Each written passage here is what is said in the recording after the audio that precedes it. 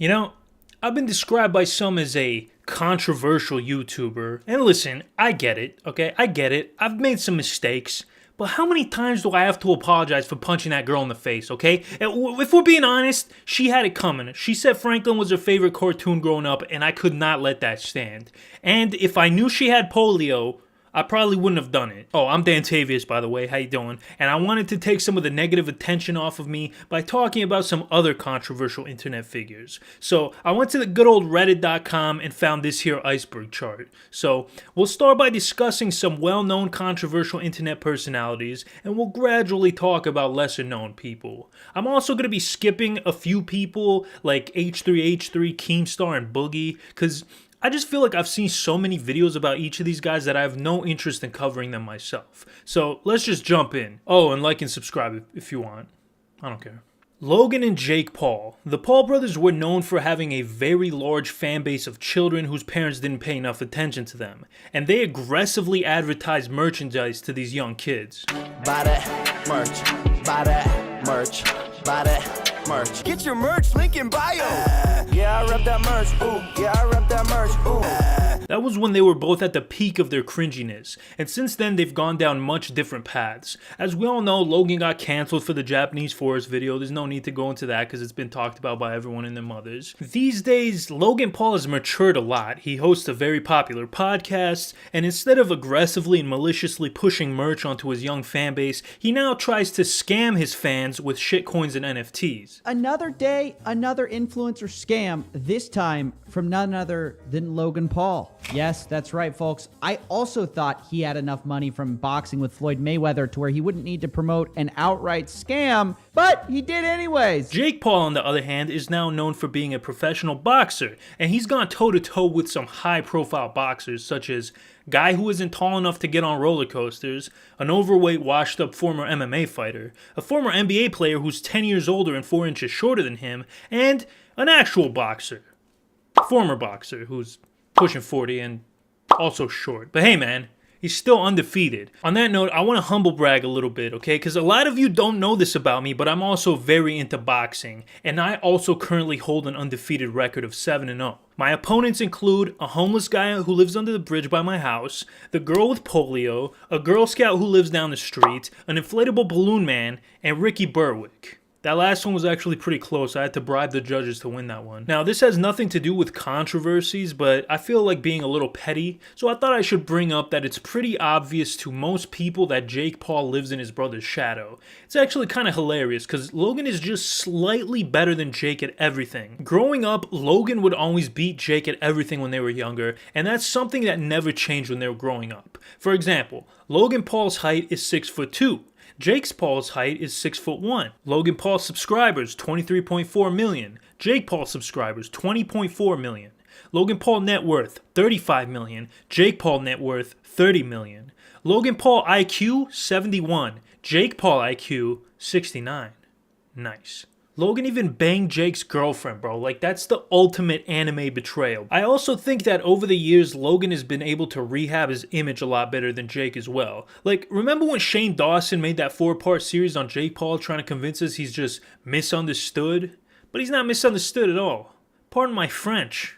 But this guy seems like a real jerk. Oh, and speaking of Shane Dawson, Shane is a YouTube legend. He created his channel back in 2008, and within 3 years, he would have 1 million subscribers, and even more impressively, he somehow managed to maintain relevancy for over a decade, which is pretty much unheard of on YouTube. Like, in 10 years, I'm probably going to be boxing homeless people in the ruins of LA and sucking schlong for nitrous oxide. In the early days, Shane would mostly do comedic skits featuring many characters played by Shane, and the most popular one of these characters was Shanae. Remember that one time when you were like, Mom, get in here, videotape this, and then you started twerking, and then you shit your pants? Throughout the years, Shane reinvented his content many times. Like, he went from doing blackface to not doing blackface. Like, this guy has a lot of range. No, but seriously, despite his prolificness on YouTube... Prolificness? Is that even a word, bro? Who wrote this? Oh, wait. I wrote this. Despite his prolificness on YouTube, Shane was involved in many scandals that would eventually bring his career to a screeching halt. Most of these scandals had to do with his previous content or weird comments he made in the past, and it all kind of came up at once. It was like a domino effect. It all started off with previous videos of him in blackface and using the N-word. Oh, nigga, bitch, monkey woman, you're the best! From there, more clips started to resurface, like when he made a joke about having coitus with his cat. The things I've done to my poor animals, they will never love me. I've done terrible things. I used to... Oh, no. I don't know if you want to go there, Shane. What'd you do? One time, I laid my cat down on her back. Are you going to get arrested for this? I don't know. No. Think about it. I don't think so. Okay, go ahead. I didn't penetrate. I laid the cat down on her back, and then I moved her little chicken legs, like, you know, spread open or whatever, and it kept going, like, all over the cat. No, you did not. It was like my first sexual experience. No I was also, way. like, 19, so it's like, you know. Wait a minute. Wait a second. Did you just say you on a cat? And you know what? I can forgive all that other stuff. You know, people change, they evolved, he was sorry. But then comes the pedo jokes, and I cannot forgive kid diddling. And I said, oh, I should probably ask what its name is. No, but this child was probably 6 years old. And I was taking a picture of something, and the kid turns to me and goes, oh, are you Instagramming? And first of all, how does a 5-year-old, 6-year-old know what Instagram is? Which is terrifying. And she shows me her Instagrams, which are like, first of all, I don't know if I'm allowed to say this, but like, she's like sexy. You're disgusting. Here's my justification for Delia. Huh? So I typed in naked booty. First of all, I don't understand why anybody would be turned on by that. But That's the first good thing you've said. But they were sexy. I'm kidding. He also made a joke about whacking off to a picture of Willow Smith, who was 11 at the time. This was so bad that both Jada and Jaden Smith called him out for it.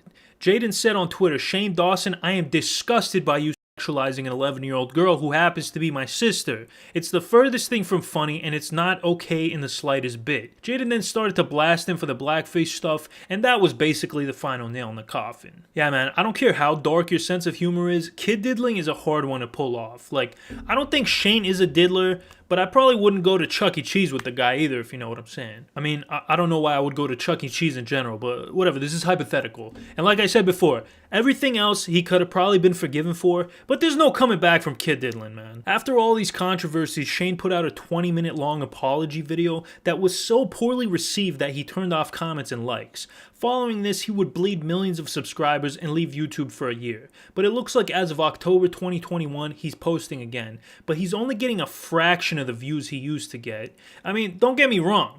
I would still kill for those views, but compared to what he was getting before, this is bupkis. Whoa Vicky. We all remember Whoa Vicky as the girl who talks and acts like a stereotypical ghetto black chick, despite being whiter than my fucking ass cheek. I got messages, so y'all ass, so y'all pussy ass bitches who be talking shit on my comments. And I need to get y'all money up for y'all coming talking shit on my comments, cause the comment all that shit did that make you win money? No. She claims that her Ancestry.com shows that she's not actually a white girl pretending to be black, but rather a black woman who looks white. So like a lot of y'all, I guess y'all be feeling some type of way because y'all don't really think I'm black, but Ancestry.com did tell me I was black, so I have the right to say that I'm black because I'm like Ancestry. All I know is I took the test and they said I was black. Like, listen, man, I'm 2% Italian according to my 23andMe results, and you don't see me walking around talking about gabagool and prosciutto. Moving on. Vicky's real name is Victoria Waldrip. Oh shit, she's got drip in her name? Maybe she is black. No, but seriously, Victoria claims that her accent is the result of growing up in the Zone 6 neighborhood of Atlanta, Georgia, which I've heard is one of the most dangerous areas in Atlanta. I did grow up in the hood, you know what I mean? So like, that's not a joke. I don't know why y'all can't listen to what everybody say. Y'all can't listen to what everybody say, because if you listen to what everybody say, then you just gonna let you gonna let them get to, well, I don't let what nobody say get to me. What the goddamn hell are you talking about? I grew up in the hood, she says, except that's a lie. Victoria is in fact not from Zone 6, which should probably be no surprise to anybody. In fact, her ex-boyfriend claims that she's from a suburb called Buckhead, which is one of the most affluent areas in Atlanta. You are not from Zone 6, my.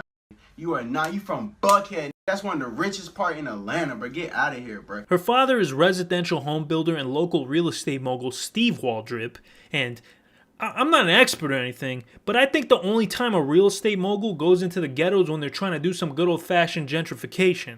So we can safely assume that Victoria is not from the hood in any way, shape, or form. So yeah, her hood accent is thicker than my New York accent. Cut that part out. In addition to having a fake accent, Vicky is also known for her public feuds with other idiots, one of them being Bad Baby, aka the Cash Me Outside girl. But she's the next entry on this list, so we'll talk about her later. She also had a feud with irrelevant YouTuber and iDubbbz boxing match avoider Rice Gum, who she actually made a diss song against. Ching chong, bitch. I'm sorry, bro. That's fucked up. That's fucked up, but that's funny. Come on. I'm sorry. Bad Behavior. Continuing our series of upper middle class suburban white girls who want to be black is Danielle Bergoli, aka Bad Baby, aka Cash Me Outside girl. She rose to infamy when at the age of 15 she appeared on Dr. Phil with her mother in a segment titled, "I'm Not Making This Up.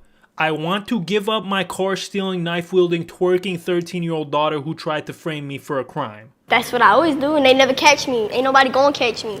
Do you have an accent of some sort? Tell them where it comes from, you know. From the streets. Oh. The hoes are laughing? Catch me outside, how about that? Huh? Catch me outside, how about that? Catch you outside? What does that mean? What I just said. Oh. It's a very robust title. Anyways, after this appearance, Dr. Phil sent her ass to the ranch. Send her to the ranch. Which is actually a real place. Like, I always thought it was just a saying they say in Texas, but no, the ranch is a real place in Utah named Turnaround Ranch. After getting sent to the ranch, Danielle posted a video on her YouTube channel detailing her experiences while she was there. And the video had a lot of accusations of abuse, neglect, and general poor treatment of the kids who were sent there. But then, things would start to turn around for her. After her Dr. Phil appearance, she got signed to Atlanta Records, where she actually had a decently successful rap career before she even turned 18. Then, once she turned 18, she of course started an OnlyFans account, just like every other young girl strives to do, and she made $1 million in just 6 hours. Society. Completing the bougie white girl trifecta, we got Lil Tay. Now, I'm not gonna shit on Lil Tay because she's a literal freaking child. Lil Tay rose to prominence by posting YouTube videos of herself flexing cash and talking like a gangster. Y'all something. This shit costs more to your rent. My toilet costs more to your rent. Everything in my bathroom costs more to your rent. And see, this is my closet. Everything here would be designer. Gucci, Louis, Versace. Eventually, she would be discovered by none other than Rice Gum. And after making a video reacting to her, she began to gain a lot of popularity on Instagram, when in less than a month, she would accumulate over 1 million followers. At this point, she was everywhere, man. She even appeared in a video where Bad Baby tried to fight Woe Vicky. Tough stuff? Put your bag down, tough stuff. Ain't nothing wrong with everything right. Yeah, that's what I'm saying. What's up? Come on. Hey, what's hey. up? Do something. You're 18. Stop. They ain't gonna do that like that. Come on, what's up? You ain't gonna do nothing like that. No. What's up? You're don't start talking to something in the middle. What's up? You'll get lost. Stop. Come on, run it, Yeah. bitch. You trying to fight? Come on, touch me. I want you to hit me. Hit me, bitch. Hit me. Come on. If you hit me, I'll hit me. I'm right here. I'm right here. You coming at me, so you hit me. Damn, man, this is like the Avengers, but for suburban white girls who think they're from Compton.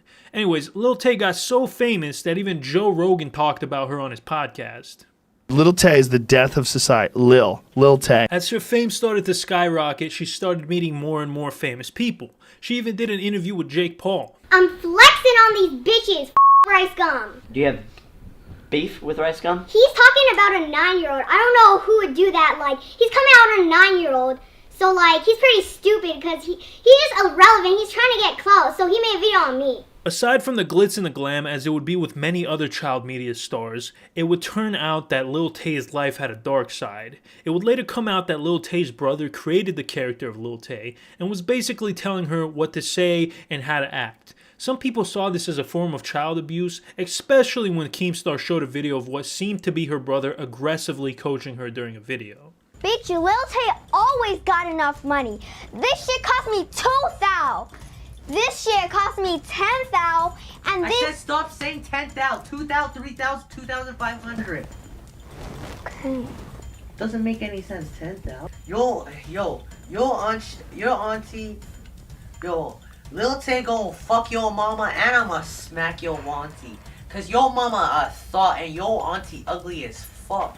I gonna fuck your mama, and I'ma still smack your auntie, cause your mama a thought, and your auntie ugly as fuck. Absolutely disgusting. But it turned out later that her mom was also involved in this bit. Her mom was a real estate agent who would use her luxury home listings as well as her boss's luxury cars in Lil Tay's videos. When her employer found out about this, they canned her. Obviously, because you can't be doing that shit, bro. If I did that at my job, I'd probably get sued. She's lucky she only got fired. And not long after her mom got fired, all of her Instagram posts would mysteriously disappear, and she would post a story with just a black screen with the words, "Help me."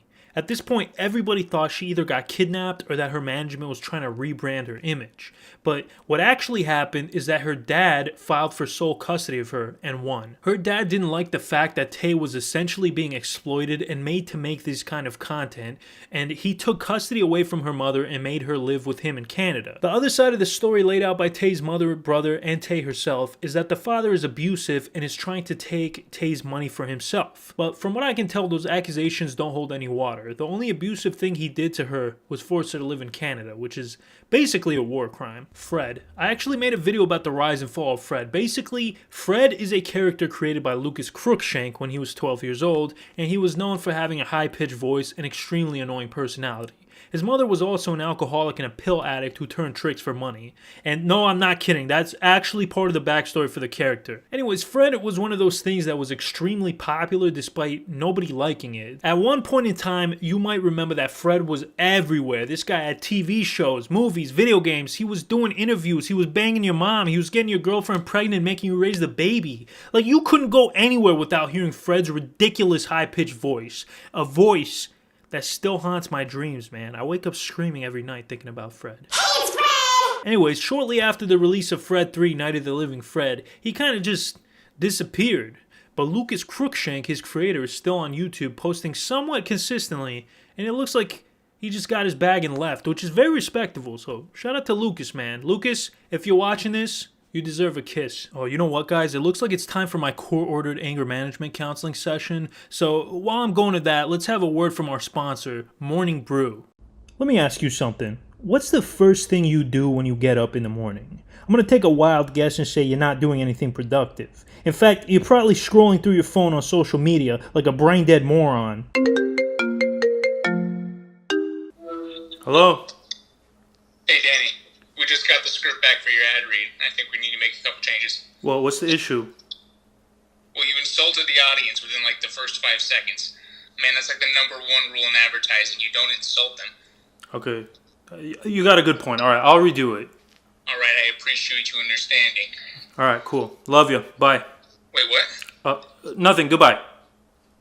All right, well, let's start over. When you wake up in the morning, don't immediately go on social media, because that stuff will rot your brain. Instead, why don't you do something that will actually benefit your mind? Morning Brew is a curated newsletter that covers topics like finance, business, tech, and current events. The crazy thing is, you can subscribe for free. No, you didn't just hallucinate me saying that. It's 100% free, which means there's no reason not to try it out other than being a schmuck. Oh wait, sorry, I'm not supposed to insult you. Anyways, all you gotta do to get Morning Brew is go to morningbrew.com, enter your email and name, and they'll send you a newsletter based on your interests to your email every single morning. I don't know about you guys, but I personally love getting informed while sitting on the toilet after my morning panic attack. Look at me learning, man. I'm learning about the space race between Elon Musk and Jeff Bezos. I didn't know anything about the space race between Elon Musk and Jeff Bezos, and now I feel like I know everything about the space race between Elon Musk and Jeff Bezos. That's probably not true,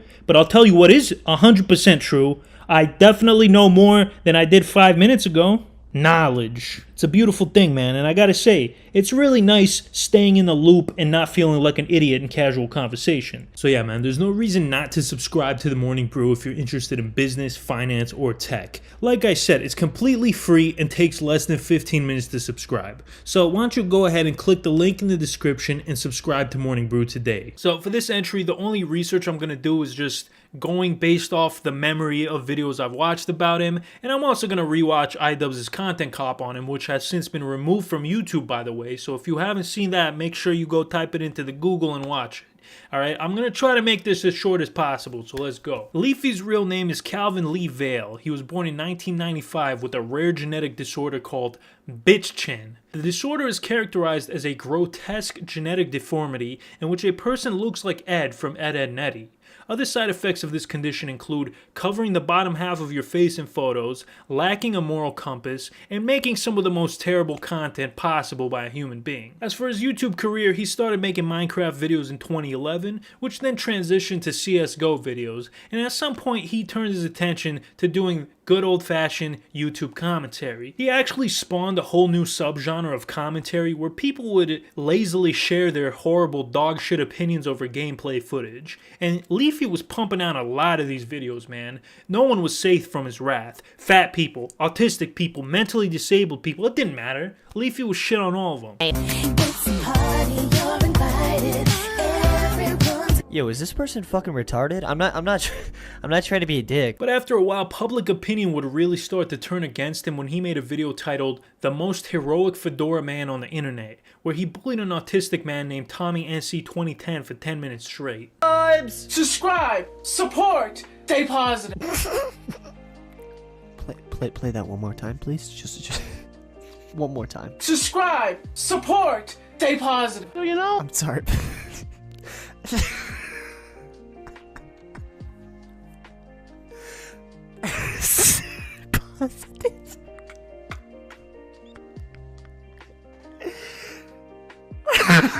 Oh my god. That's this motherfucker's intro. Tommy would respond to Leafy with the video of his own, where he was in tears talking about how he was receiving death threats from Leafy's idiot fan base. I'm having a difficult time right now because some people are threatening my life, threatening my family, and all I wanted to do was inspire people. Some Leafy guy or Team Starred people are threatening me, and all I wanted to do was inspire. That's all. So this behavior would go on for a while until a lot of other YouTubers started to heavily criticize Leafy. Most famously, iDubbbz's content cop. And as I said a little bit earlier, this video has since been deleted off of YouTube due to bullying, which is ironic. But if you haven't seen it, I highly suggest you watch it because it's a piece of YouTube history. Anyways, in this video, iDubbbz spanked Calvin's ass so hard that he stuck his head in the sand for about 3 years and didn't make any videos. But then in 2020, he would make a triumphant comeback that only lasted a few months because his account would get deleted the same year for harassment.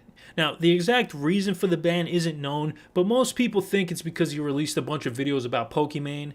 But who knows, man. Shortly after, he would get banned from Twitch and Twitter as well, and that's pretty much where we are today. Rebecca Black. Who doesn't remember Rebecca Black, man? Just in case, let me refresh your memory. She's famous for one thing and one thing alone.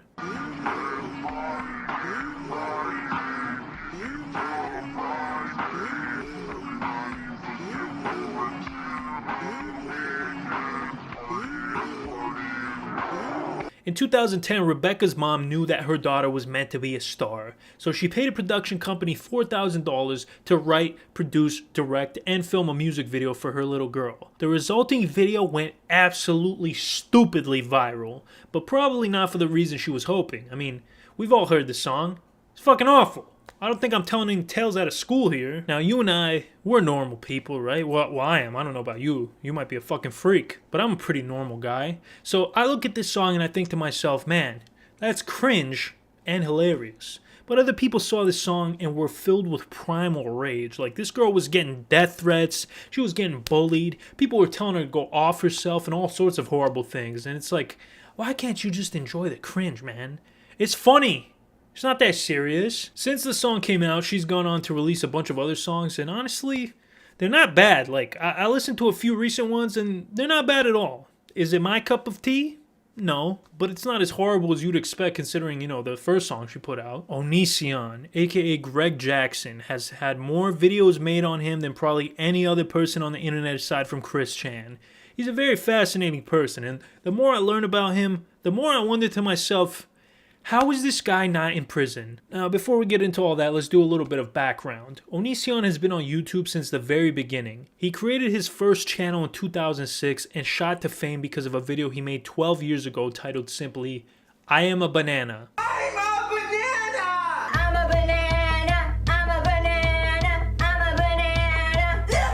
And let me tell you, he really coasted off this video for a while. To this day, it remains the most popular video he's ever put out, and he re-uploaded it multiple times. It even got him on Tosh.0. So, as you can see, this guy's weird. And not in a charming, quirky way like me, but in a creepy, probably has a leather jacket made of human skin way. He was a mainstay on YouTube, posting hundreds of videos across multiple channels for over a decade. And during this time, he was involved in more controversies than probably anybody else on YouTube. If I went through all of them, this video would probably be 14 hours long, so I'm just gonna list a few of the more egregious ones. In 2005, Onision married Sky Tortuga? She would appear in many of his videos while they were together, which was not long, because they got divorced in 2010. Soon after the divorce, Greg posted a video to YouTube where he filmed his house after an alleged break-in, which he claimed was done by his now ex-wife. Oh, and the break-in was very obviously staged, like this shit was faker than $10 titties. Hey guys, I'm making this video to document what I came home to today. Sky's sister called and she said that she wanted to pick up some of Sky's clothes with her. So I told them where the key was to get in the house, and I assumed that they were just going to take clothes. Well, I walked through the door today and this is what I found. Okay, here's crap all over the ground. That wasn't there. Where's my $1,400 Google TV? Where is that? Where did my Google TV go? And this would be the first in a list of bad relationships. The second being with a woman named Shiloh Hergensen, who is a Canadian singer and songwriter. Over the course of their relationship, Shiloh suffered from a number of episodes of memory loss and seizures, which Onision exploited for views instead of getting her help.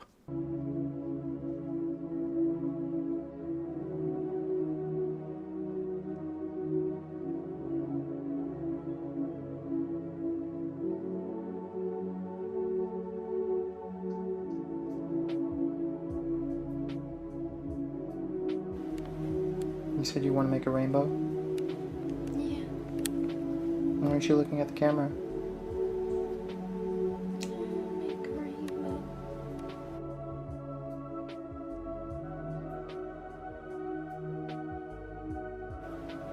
Do you know what my name is? Shiloh?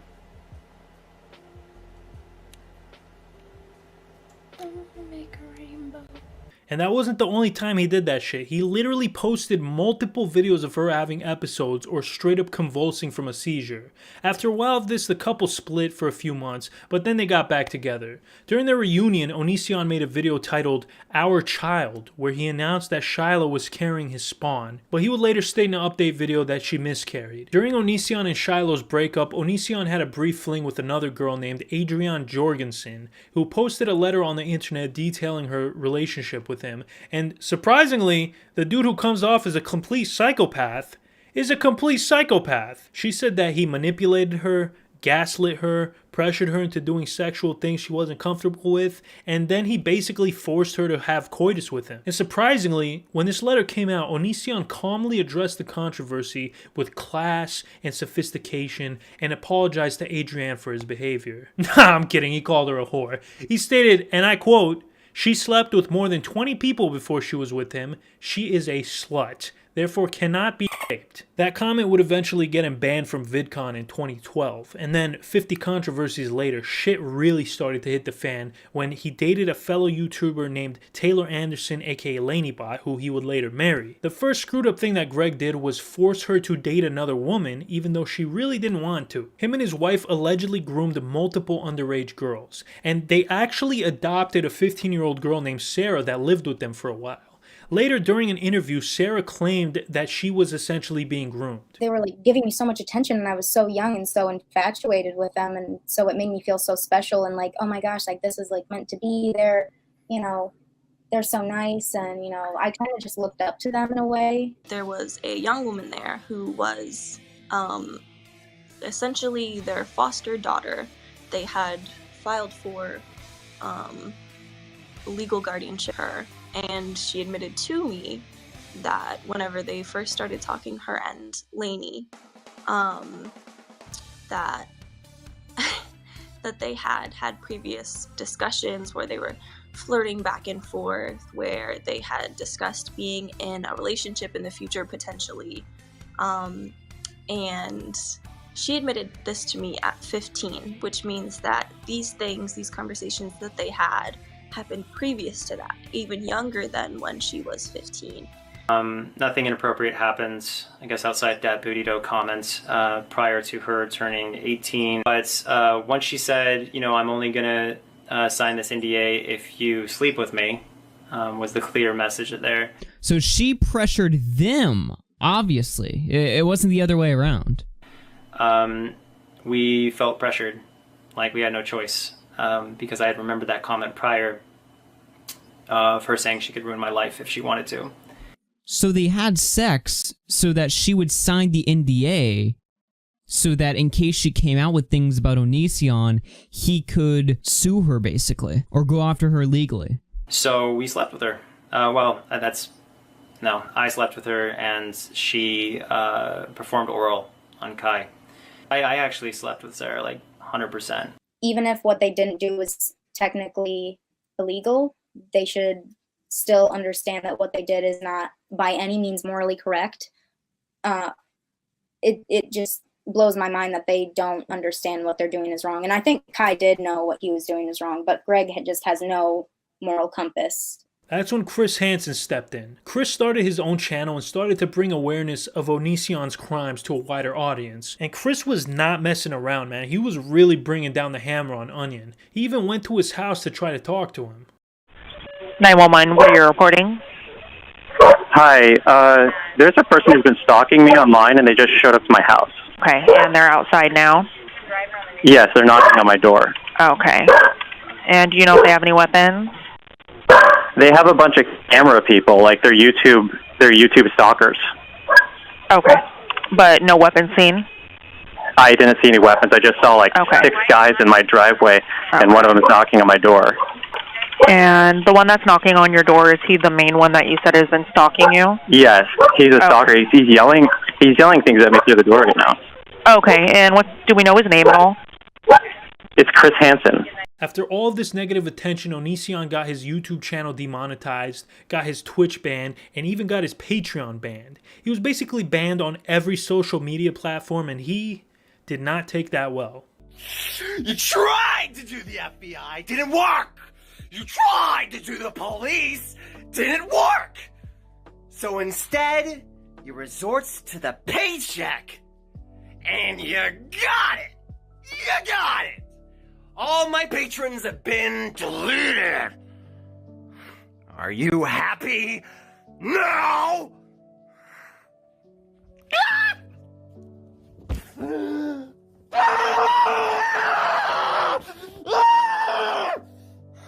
Is this what you want, huh? Is this what you want a total meltdown? I love kombucha!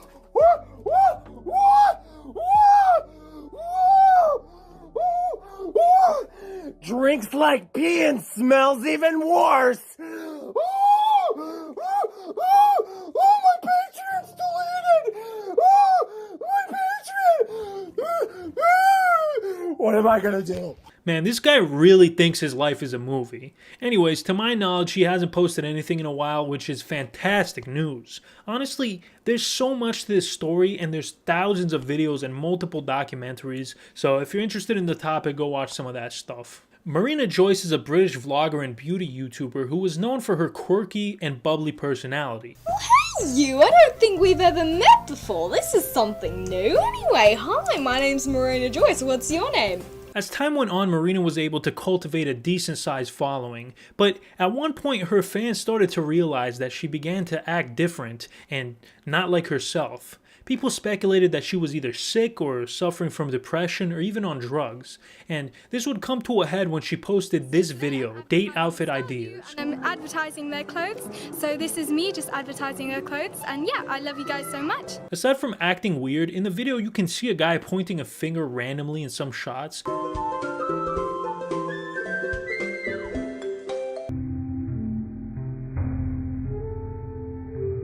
Also, you can vaguely hear her whisper, "Help me." And this is the dress that I'm wearing.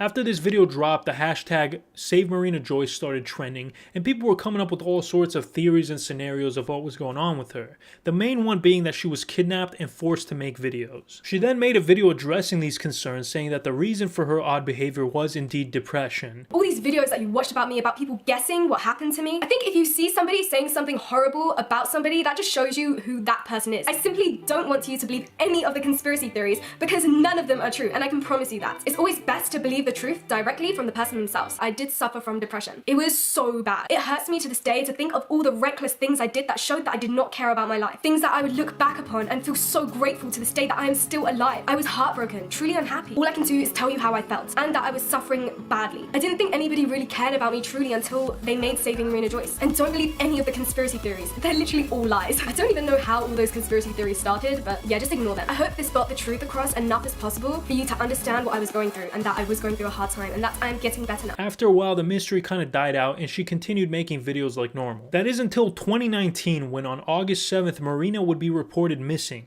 And she was missing for about 9 days. During her disappearance, her boyfriend was accused of kidnapping her or holding her hostage. He would then post this message on Instagram saying that she was in fact safe and sound and that she would make a video explaining her disappearance. But as far as I know, she never explained it, like the video never came out, and things would only get weirder when she would later tweet this out. "I never went missing in the first place. Also, Brandon has been so loyal throughout all this, so don't trust anybody but him when somebody says something, because he's the one who knows everything and is my closest and protects me more than any other person out there." Usually with internet conspiracies, people want it to be true because they're so bored and unfulfilled in their life, but you know, in reality she's probably just suffering from some mental issues and struggling to deal with it. Another possibility is that she's in an abusive relationship, which definitely sounds a lot more plausible than the kidnapping theory. Sam Pepper, aka Scam Pepper, was one of the worst pranksters on YouTube, and with company like Vitaly, FuzzyTube, and Joey Salads, that's really saying something. Let's take a look at some of his work. His most popular video is How to Make Out with Strangers.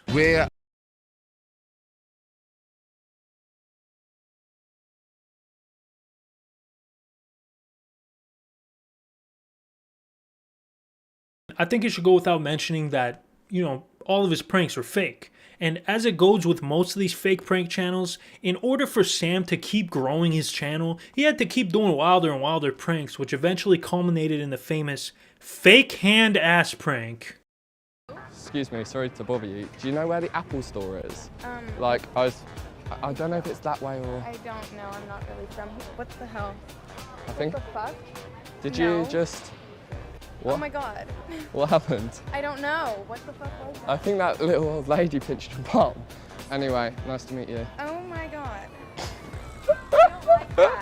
I don't like that. I'm sorry. I don't like that. Excuse me, did I just catch you disrespecting women?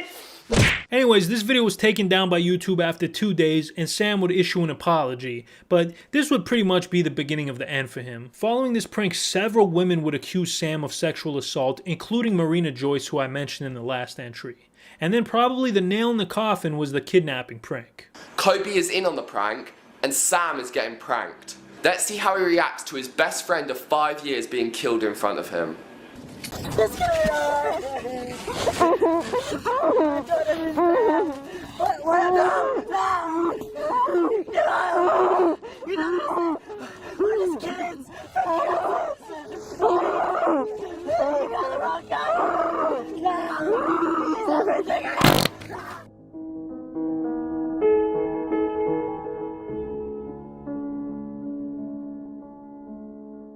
my dude, you just got pranked. Bet you didn't see that one coming, huh? Fuck you, you just got pranked. Yo! Pranked, baby.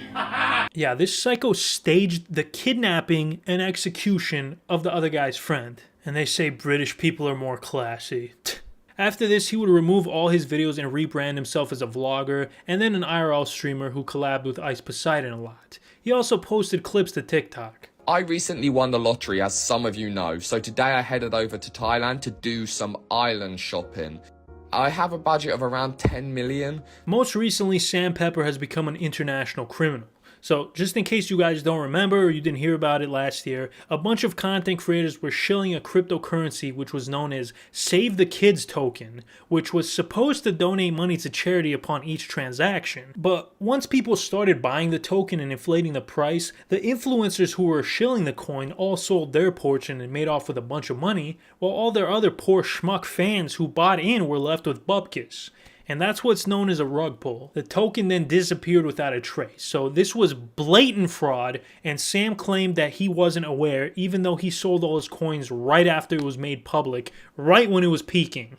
After this, he fled the US and went back to England, where he hopefully stays forever. Ajit Pai. Do you guys remember the net neutrality debate that happened a few years back? Just in case you don't, net neutrality is the principle that internet service providers must treat all internet communications equally and not charge users different rates based on content, website, or platform. With net neutrality, ISPs may not intentionally block, slow down, or charge money for specific online content. Without net neutrality, ISPs may prioritize specific types of traffic, meter others, or potentially block traffic from specific services while charging consumers for various tiers of service. This dickhead, this schmuck with the shit-eating grin, made it his life's mission to undo net neutrality in the name of deregulation. So instead of having the internet regulated by the government, he wanted it to be regulated exclusively by profit-hungry ISPs. For more than a decade, it's been Mr. Pai's life's mission to repeal net neutrality, first giving a speech about it in 2012 during a testimony before Congress. In 2007, Pai began his career with the Federal Communications Committee, or FCC. And can you guess where he worked before that?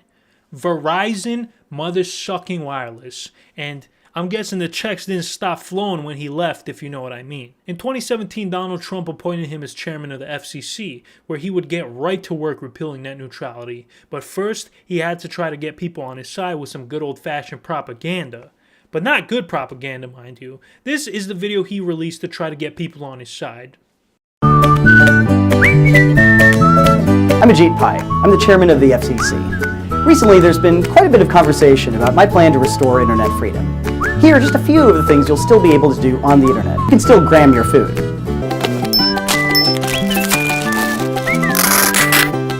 Quality. Are you selfieing or just... You can still post photos of cute animals, like puppies.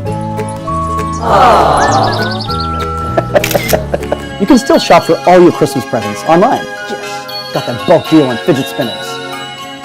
Yes! Those Eclipse glasses are so cheap!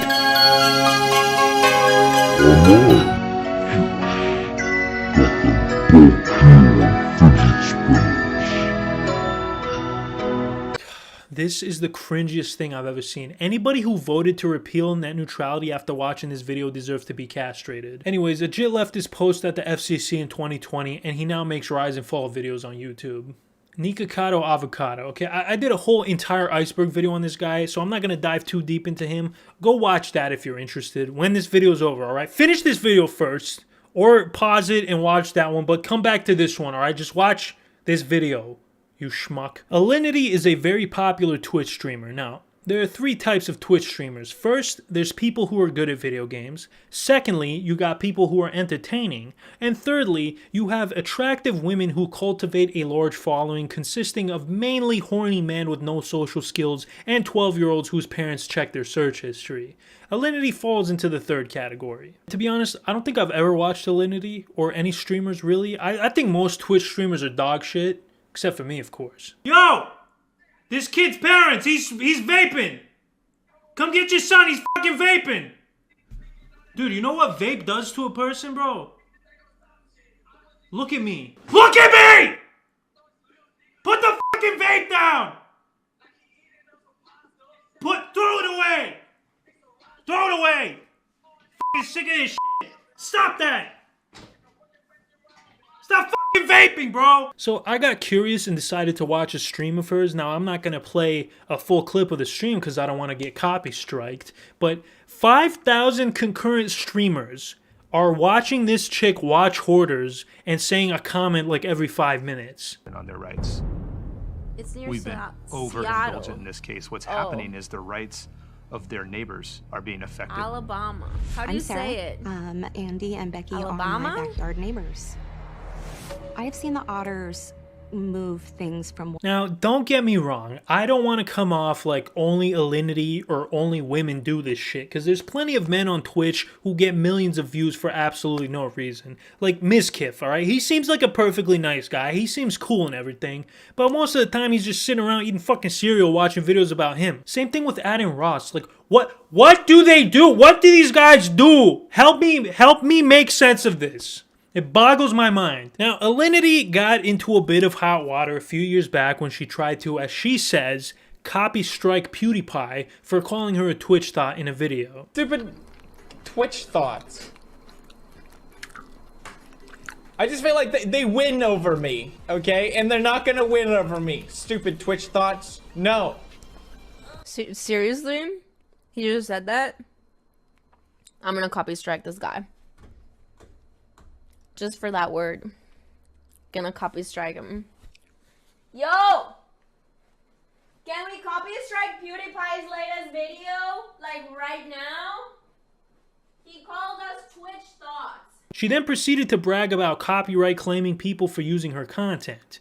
This altercation led to a back and forth between her and PewDiePie, but eventually they would squash the beef. But this wouldn't be the end of Alinity being a douchebag. I'm gonna kind of run through these quickly. In 2019, she threw her cat over her shoulder. The cat died on impact. No, I'm joking. The cat was fine. But apparently this wasn't the only time she did something stupid to her pets. There was another clip that resurfaced of her feeding her cat vodka, which is toxic to cats, I guess. She also got slammed for allegedly saying the N-word, but if you watch the full clip, she didn't actually say it. People were just piling on because they didn't like her, which is wrong. Oh, and then she admitted to basically committing immigration fraud by marrying a guy and divorcing him after getting citizenship. So I went to medical school in Colombia, and you don't want to be a doctor in Colombia. It sucks. Like, you don't make any money. You work a lot. So I was like, no, hell no. So I married a Canadian, and I came to Canada. And then I divorced him. This caused multiple people to report her to the Canadian government, but it turned out that her husband is the one who cheated on her and actually filed the divorce, not her. Then comes the infamous nip slip video where she accidentally showed her left nipple.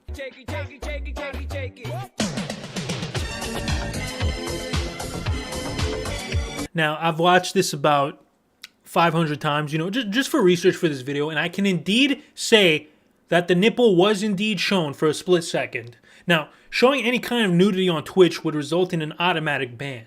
That is, unless you're Alinity, because Twitch did absolutely nothing. Not only in this instance, but there were numerous other times when she could have gotten banned but didn't, like the cat throwing incident, for example. This led to people claiming that Twitch showed favoritism to her, with some even going so far as to say that she was sucking people off at Twitch, and that's why she wasn't getting in trouble, which doesn't make any sense. Like, I'm pretty sure she lives in Canada, so what is she doing? Flying out to Twitch headquarters and sucking off some dude and then flying back?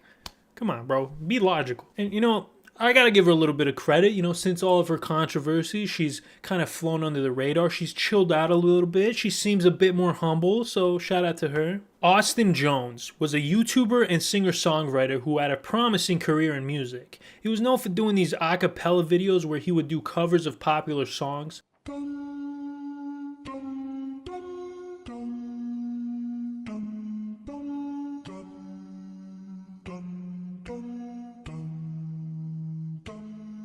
When I was a young boy, my father took me into the city to see our marching band. And eventually made his own original music. His first EP hit number 12 on iTunes pop charts, and he started touring and selling out shows. Now, Austin stated that his biggest inspiration was Elvis Presley.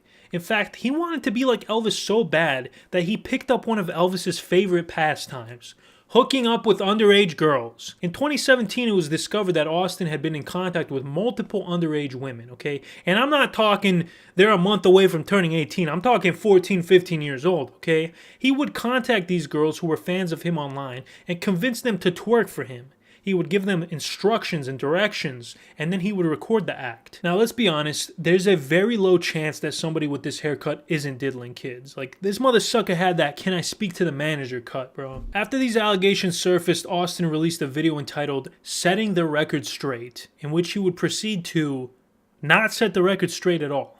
But at least you will have your opinion based off of the full story and the truth. I've recently come under some fire on social media for mistakes I've made in the past. I used to ask fans for twerking videos.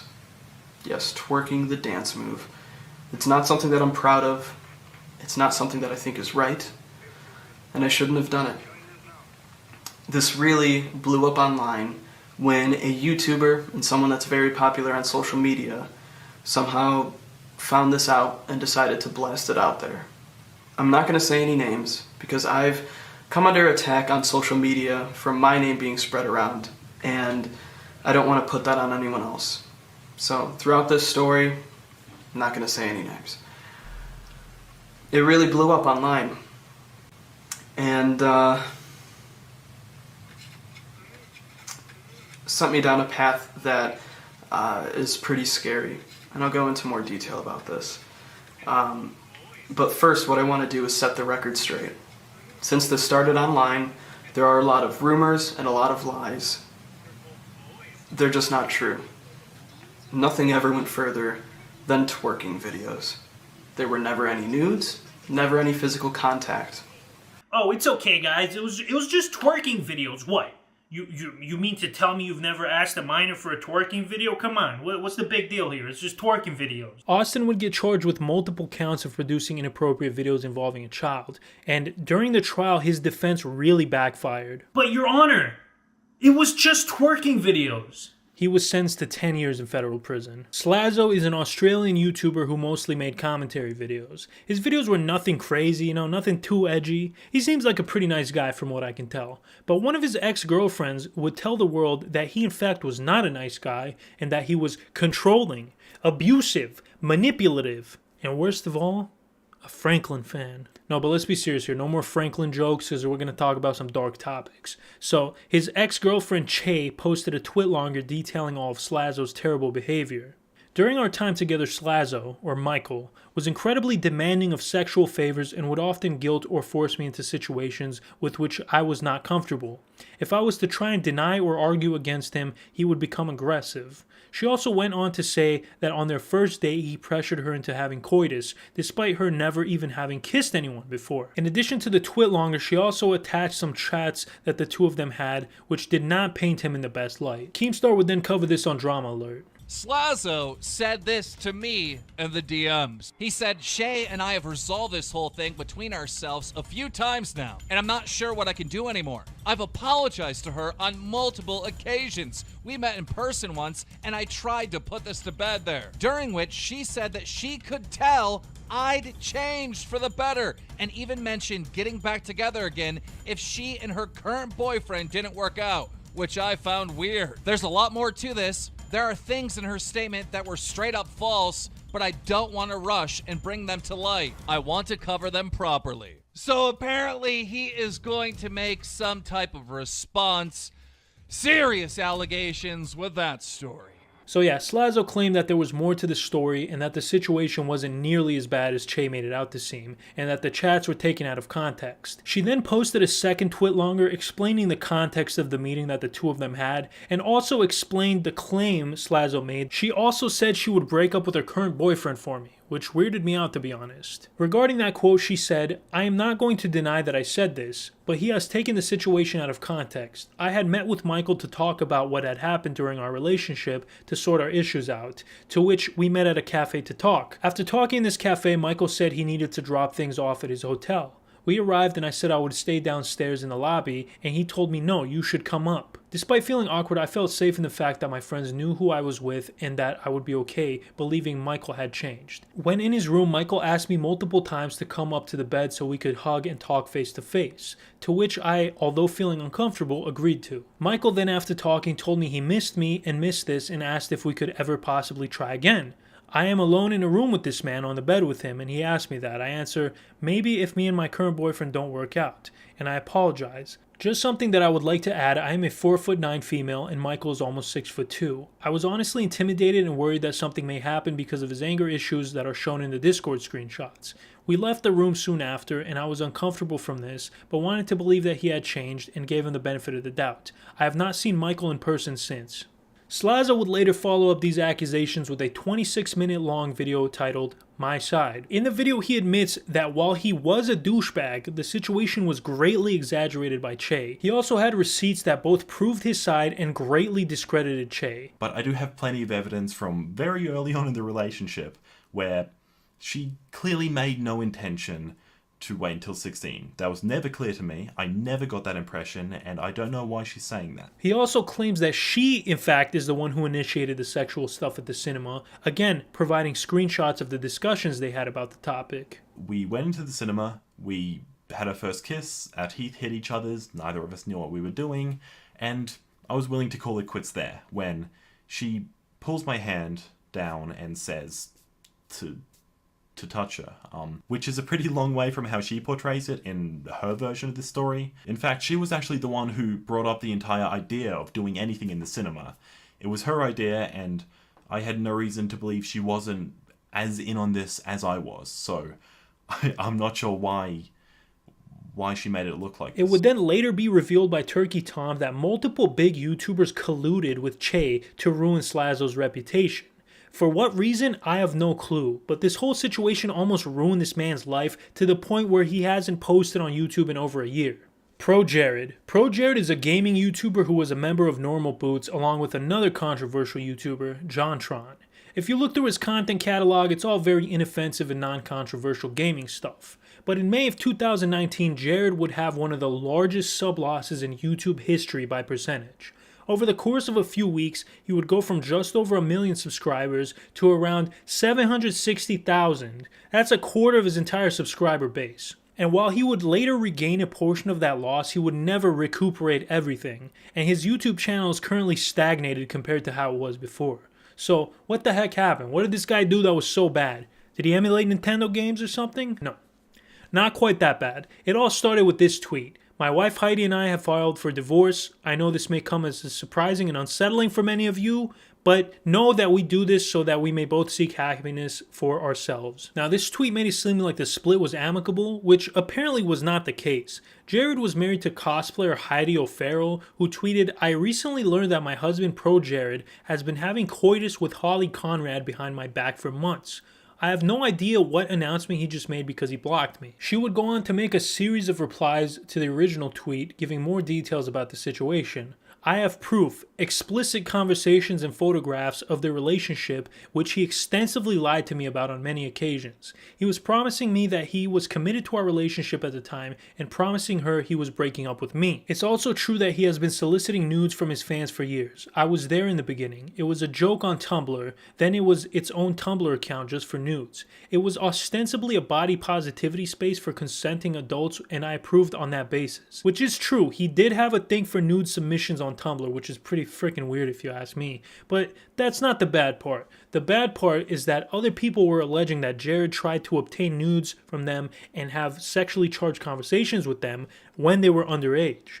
Jared would largely be silent on this matter, which fueled the flames of people thinking he was guilty. Then after 3 months, he would eventually release a video called "You've Been Lied To," detailing his side of the situation. He stated that the reason it took him so long to respond is because he was putting together a legal defense and didn't want to do anything without consulting with his lawyers. In this video, he kind of debunks most of the claims made against him. What this all came down to was people saying that I was exchanging nudes with fans on Snapchat and Tumblr. And a lot of people want to know if I did any of that.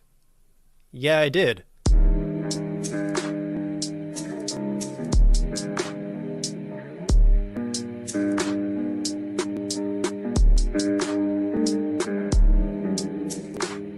I always made it clear that it was for consenting adults only. To be clear, it was an open invitation to those who wanted to participate. The choice was always up to them. This guy basically had his whole life ruined by false allegations, similar to Slazo. Very sad. FPS Russia, or Dmitry Potapov, as he is known on YouTube, was a YouTuber with a heavy Russian accent who made videos of him doing a bunch of cool shit, like shooting different kinds of firearms, driving tanks, blowing stuff up, and on more than one occasion, almost getting himself killed. Let's get a nice big explosion, maybe a little shrapnel going.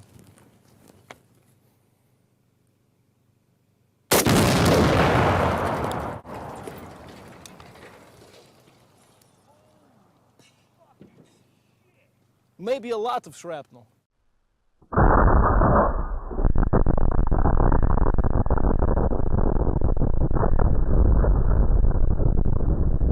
Now you might be asking yourself, how did this guy get access to these kinds of weapons, and how did he get the money to buy these weapons? Like, if he was actually Russian, that would make more sense, right? Wait, oh, did I forget to mention he's not Russian at all?